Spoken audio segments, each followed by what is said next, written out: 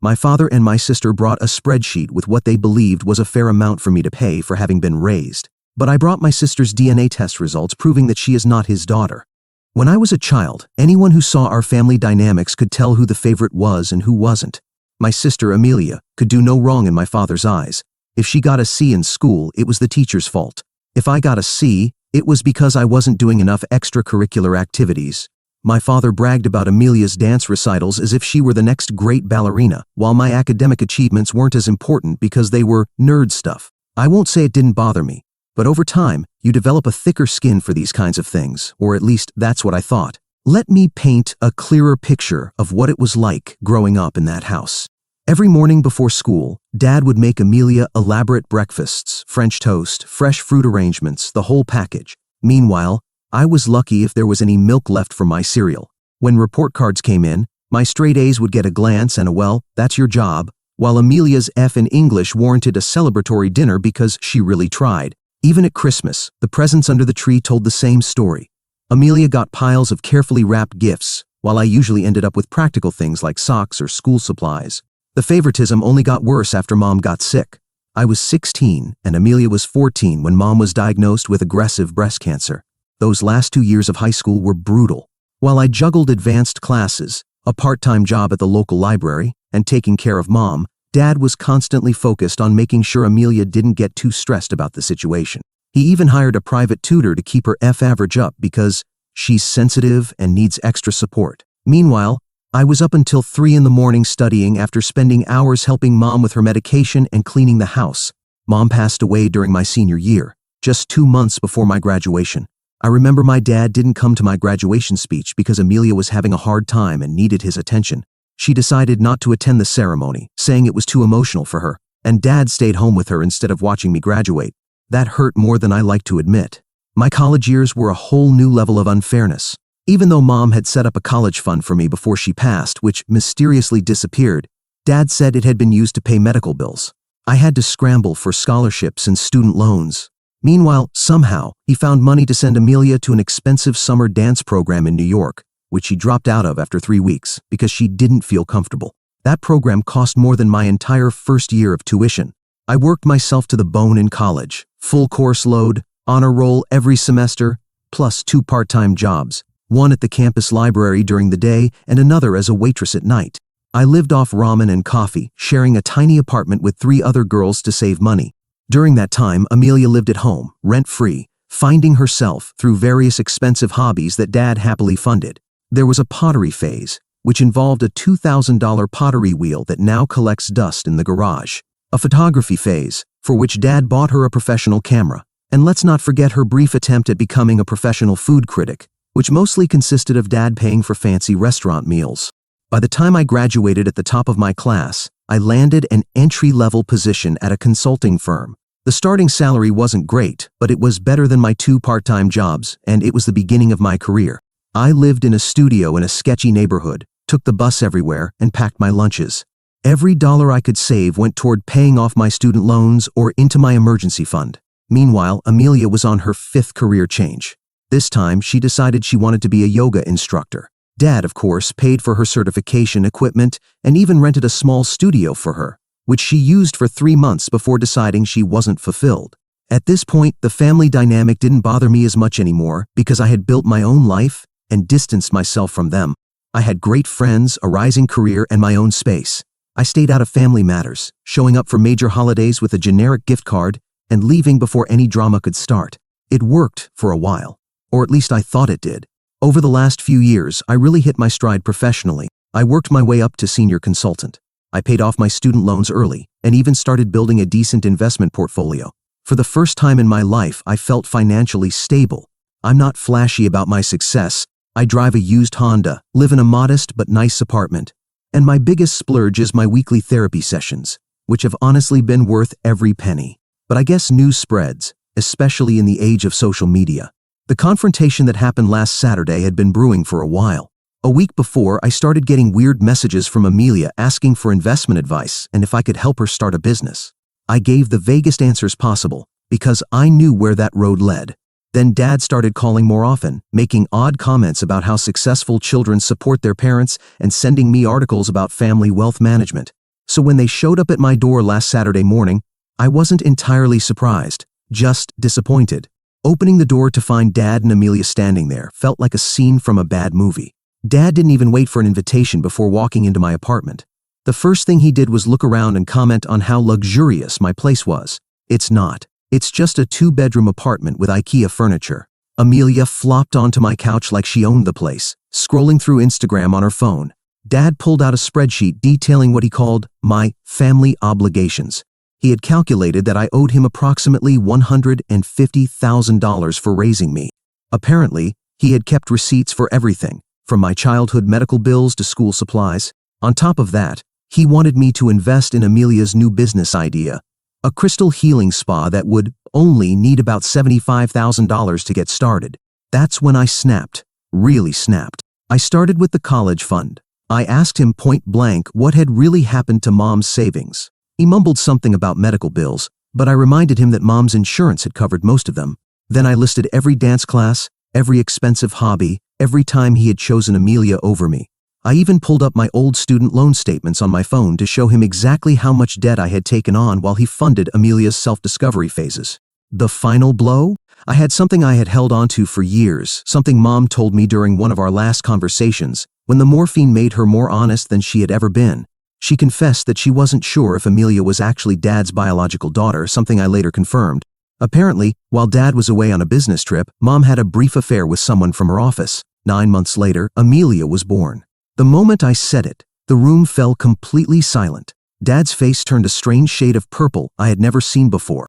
Amelia just sat there, mouth open, phone forgotten in her lap. Then she started crying, not her usual dramatic sobs, but silent tears of shock. Dad started yelling, calling me a liar and saying I was making things up just to hurt them. But I wasn't done. I pulled out my phone and showed them the email I had saved from last year, results I had obtained for health reasons, proving that Amelia and I were only half-sisters. I had never planned to reveal this. It was Mom's secret to take to the grave, and I had respected that for years. It wasn't like my father deserved to know the truth. He would have had to actually be a father to me for that. But something about his entitlement, the spreadsheet, the demands, just made me snap. I told them both to leave. Dad kept yelling, but Amelia stayed silent and started pushing him toward the door. Since then, things have been intense. My phone hasn't stopped ringing with messages and calls from both of them, plus relatives who have heard different versions of what happened. Dad has been telling everyone that I'm lying to get out of my family obligations, while Amelia has completely disappeared from social media, something unheard of for her. I've blocked most of their numbers and accounts. Now I'm sitting here in my apartment, going back and forth between feeling guilty for revealing Mom's secret and relieved that everything is finally out in the open. Did I go too far? Should I have just thrown them out without saying anything? I've been carrying this secret for so long. Maybe it wasn't my place to reveal it, but seeing them walk into my home like they were entitled to my money, after years of favoritism and emotional neglect, I just couldn't hold it in anymore. Do you think I'm the one in the wrong? Update 1. Well, before I get to the update I have for you, which I can already tell you is going to be a good one, I need to address the question of why I never told my father about my mom's infidelity. I understand that it's not right to hide something so important from a father. But here's the thing. I haven't considered him my father in a long time. He never treated me even remotely like a daughter, despite the fact that I was biologically his. So I didn't feel like I owed him anything. I wasn't obligated to tell him anything. If he had been even halfway decent to me, if he hadn't spent my college fund on his favorite daughter, if he hadn't pushed me aside, if he hadn't left me to carry the full burden of my mom's illness alone, I would have told him. But no. Even now, I still think the truth was too good for him. I would have preferred for him to never find out, to live his whole life in blissful ignorance, only to die and arrive in hell, where Satan himself would say, you know what? You spent your whole life supporting a daughter that wasn't even yours. A sort of eternal punishment. But now, let's get to why I'm writing this update. Amelia is still completely silent, which doesn't surprise me. She's never been the type of person to face things head-on, especially when it comes to family drama. Avoidance has always been her strategy. That being said, I recently heard from one of our cousins, and surprise, surprise, Amelia hasn't been as quiet as she seems. Apparently, she reached out to them to vent about how unfair all of this is and how I ruined her life. She probably wanted this truth to never come out, which is why, in her eyes, I'm the villain in this story. I'd understand if she blamed Mom, she was the one who was unfaithful to our father. But I was just the messenger. Yeah, an angry messenger who was already pissed off at not getting tipped. But I get it. I really get what's going on. For someone who's had all of Dad's attention, love, and support all these years, it probably feels like she's suddenly afraid of losing her status as the golden child.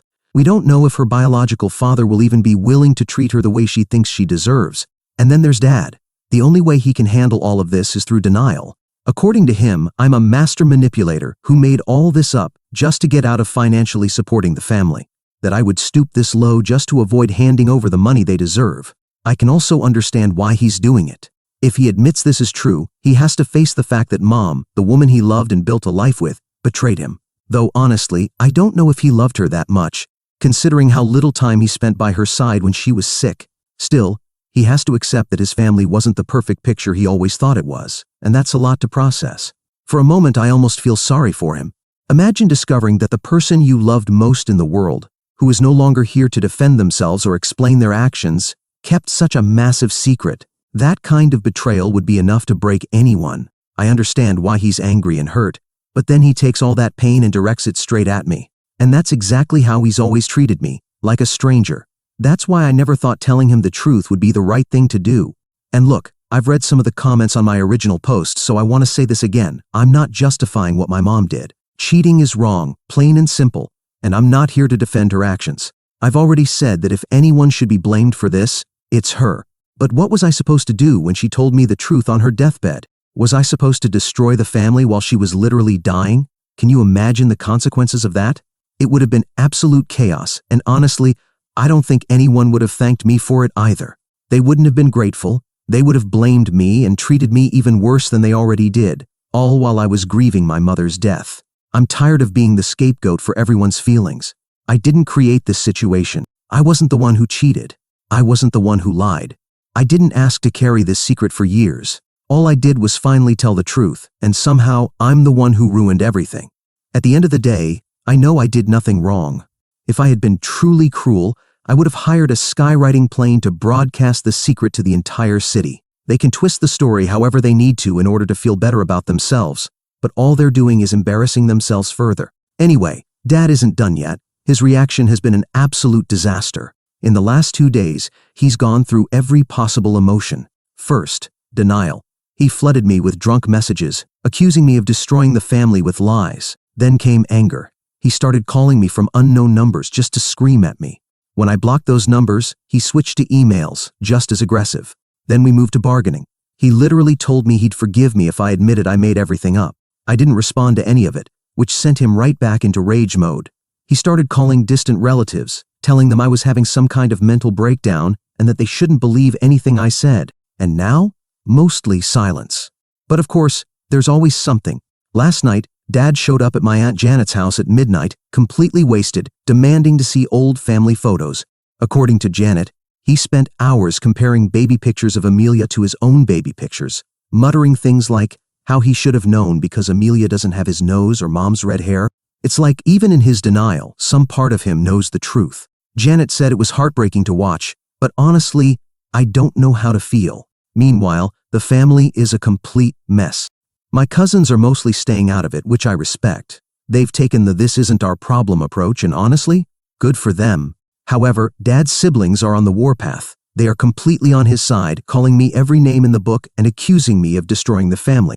On the other hand, Mom's side of the family has been surprisingly supportive. Some of them admitted that they had always suspected something didn't quite add up, but they never said anything because they didn't want to cause drama. And as if all of that weren't enough, I've also had to deal with drama at work. My boss called me yesterday to ask if everything was okay because, apparently, my personal situation had become a topic of office gossip. It turns out that Dad had been calling my workplace, trying to get information about my salary and benefits. HR shut him down immediately, thank God, but it was still pretty bad. I don't even want to think about what my coworkers must be thinking of me now. I've taken a few days off work to try to get my life back together, but it's hard to focus on anything when my phone keeps lighting up with messages from family members. I've muted most of them, but the guilt is still there. I hate that things have come to this, but I don't know what else I could have done. As a precaution, I ordered one of those video doorbells in case Dad decides to show up unannounced. I hate that it's come to this, but I need to feel safe in my own home. So yeah, that's where things stand right now. I'm exhausted, emotionally drained, and still trying to make sense of everything.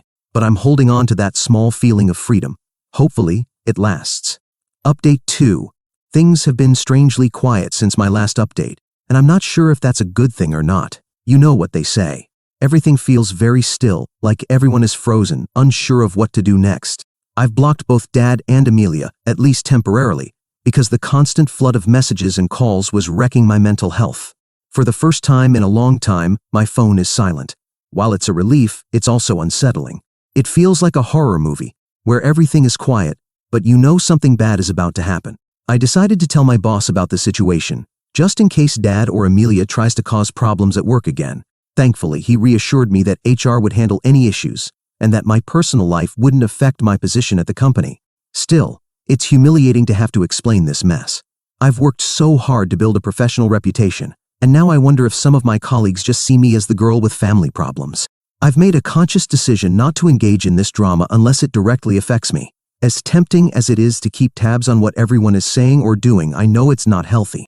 They're both adults, and at some point they need to take responsibility for how they're handling this. Blaming me isn't going to change the facts.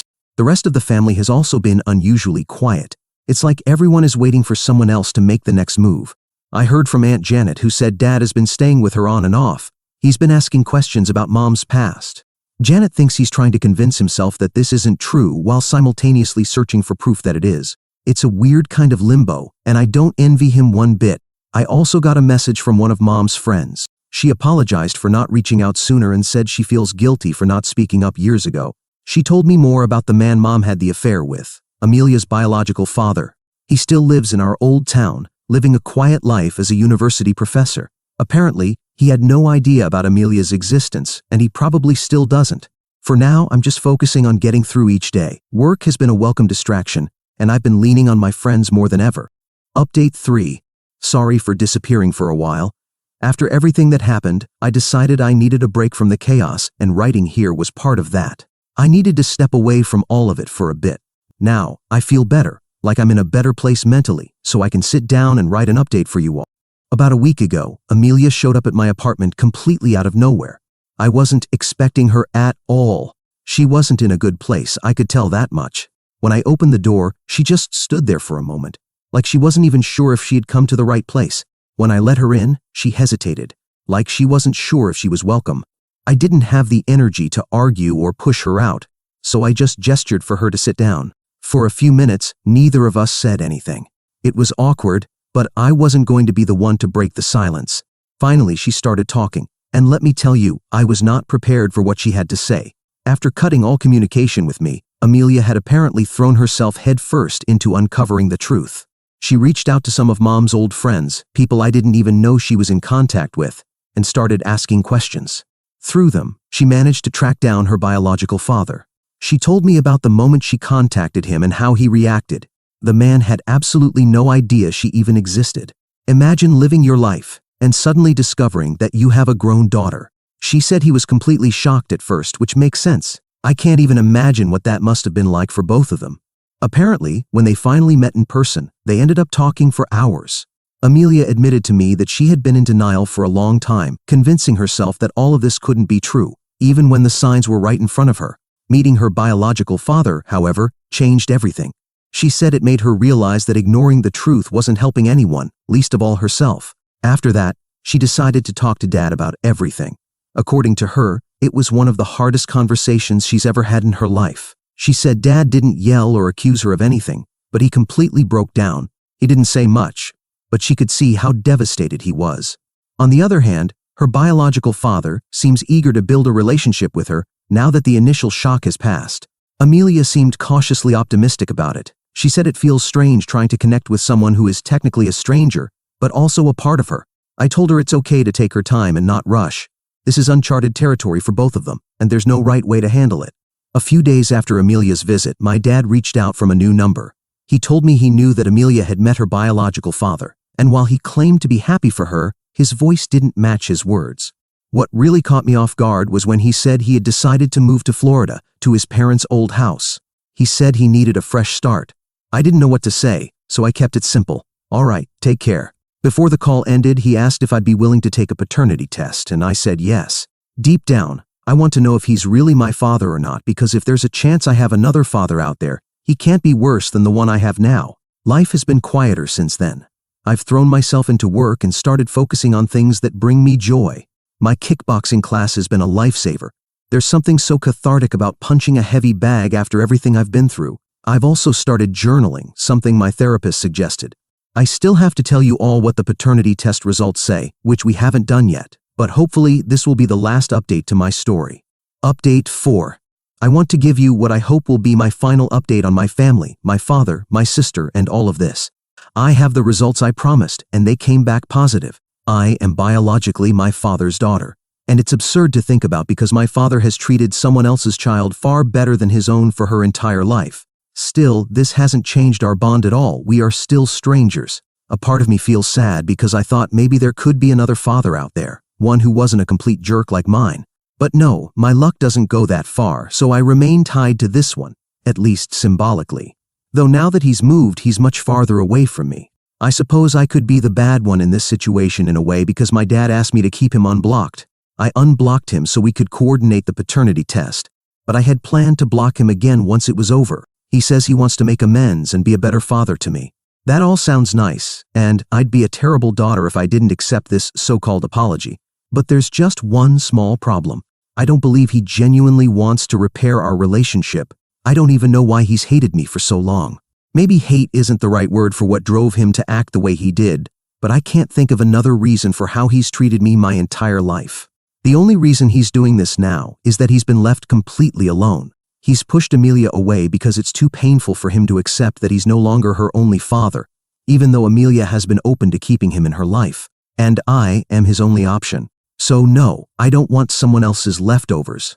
His idea of having a relationship with me has come far too late. And yes, Amelia wants to have both of her fathers in her life because she knows at least one of them is permissive enough to give her everything she wants. Her biological father is very different, and he could have been a good influence on her.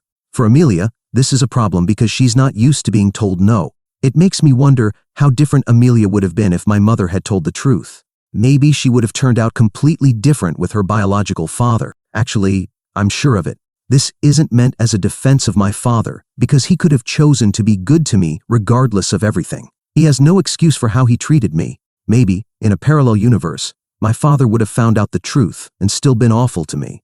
I don't know. There are just some things we will never know, and that's okay. Now, with my father far away in Florida and blocked once again, and with Amelia in her new life, thankfully also far from me, it's time for me to take back control of my own life.